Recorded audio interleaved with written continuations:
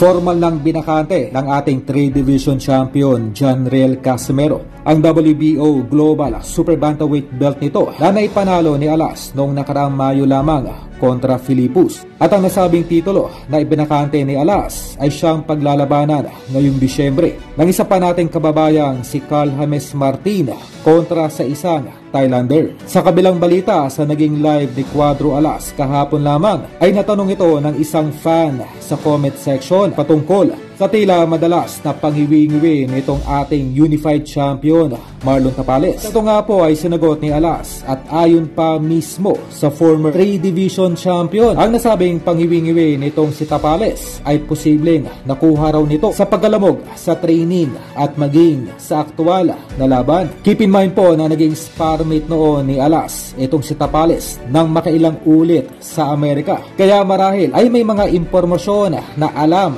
itong si Alas patungkol kay Tapales. Ganun pa man, posible rin na ito ay isang pagbibiro lamang ni Cuadro Alas. Marahil ay kanya lamang pong pinapanatili sa social media ang karakter ng pagiging maangas. Wingi palaban guro to vitamin nga mahal na sana Ngiwi daw.